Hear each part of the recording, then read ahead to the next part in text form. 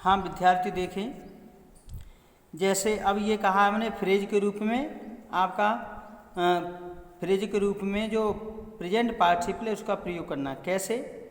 जब इज आर एम बाजवर के साथ आई लगा हो और उसके साथ अन्य शब्द भी जुड़े हों तो उन सभी शब्दों को निकालते दूसरे वाक्य में जोड़ देते हैं, उस संज्ञा के पीछे जो लगाते हैं जिसके बारे में कुछ कहता है। जैसे आई सॉ माई फादर, मैंने अपने पिता को देखा, he was reading the newspaper, वह समाचार पत्र पढ़ रहे थे। क्या पढ़ रहे थे? समाचार पत्र पढ़ रहे थे। तो ऐसे करेंगे तो ये हो जाएगा आई सॉ माई फादर, मैंने अपने पिता को देखा, रीडिंग द न्यूज़पेपर, समाचार पत्र को पढ़ते हुए। वो यहाँ जुड़ जाएगा ही और बाज हट जाएगा क्योंकि ही का मतलब पिताजी हैं, और जब ही चला जाएगा तो ये भी। तो इस तरह से वाक्य बन जाएगा। आगे है the boy saw some monkeys, लड़के ने कुछ बंदरों को देखा, they were swimming on the branches, वो शाखाओं पर झूल रहे थे। तो ये स्विमिंग अकेला आता है तो ये मंकी से पहले आ जाता। अब इसमें और शब्द हैं तो ये हमारा फ्रेज हो जाता है। तो हो जाएगा the boys saw some monkeys swimming on the branches. अब ये तो हमारा जो फ्रेज होता था ये पहले वाक्य के कर्म के लिए आता था तो कर्म के पीछे जुड़ जाता था। अब यहाँ पर कुछ और चक्कर है। I was going to market, में बाजार जा रहा था, I met my old friend, मुझे मेरा पुराना मित्र मिल गया। तो यहाँ पर जो गोइंग टू मार्केट ये फ्रेज क्या है? कर्ता का। तो जब कर्ता का फ्रेज होता है वो कर्ता के पहले लगाया जाता है और कर्म का फ्रेज होता है वो कर्म के पीछे लगाया जाता है। तो ये हो जाएगा going to market comma I met my old friend, बाजार जाते हुए मुझे मेरा पुराना मित्र मिल गया। अब लिखा है पोजीशन और स्टेट वर्ब के रूप में, यानी जिसमें इज आर एम बाजवर के साथ कोई कारण दिया हो। क्या दिया हो? कारण बताने पर। तो इज आर एम बाजवर का क्या करते? बीइंग। जैसे राम वाज इल, राम बीमार था, he could not go to school, वह विद्यालय नहीं जा पाया। तो राम विद्यालय नहीं जा पाया, क्यों नहीं जा पाया? क्योंकि वह बीमार था, कारण था। अगर इज आर एम बाजवर के साथ कारण दिया हो तो इज आर एम बाजवर का बीइंग करते हैं और बीइंग इल कॉमा अब ही का मतलब कौन आता? Ram could not go to market, बीमार होने पर राम बाजार नहीं, वो स्कूल नहीं जा सका। ही वाज वीक, वह कमज़ोर था, ही कुड नॉट रन, वह ही कैन नॉट रन, वह नहीं भाग सकता है।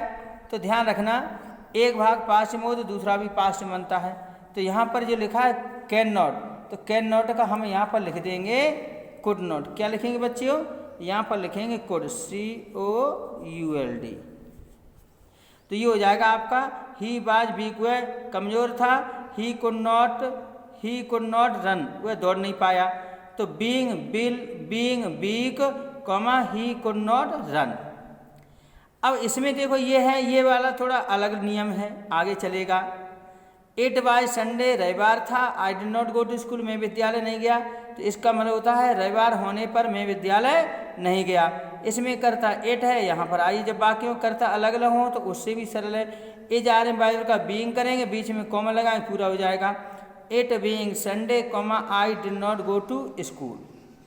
माई सिस्टर वाज टायर्ड, मेरी बहन बहुत थकी हुई थी। She could not work any more, वह आगे कार्य नहीं कर सकती थी। तो कैसे करेंगे? देखो इसमें एक ही कर्ता दिया है तो इज आर में बीइंग टायर्ड कॉमा और माई सिस्टर यहाँ जाएगा being tired, my sister could not work any मोर। अब देखो ये लिखा है वाइल प्लस ING वाला नियम है। एक कर्ता के द्वारा कोई कार्य हो रहा है, दूसरा कार्य अपने आप हो जाता है तो वाइल प्लस ING आता है। जैसे मान लीजिए अब इसमें लिखा है, जैसे मान लीजिए हमने यहाँ पर एक वाक्य लिखा, यहाँ वाक्य हमने लिख दिया आई वाज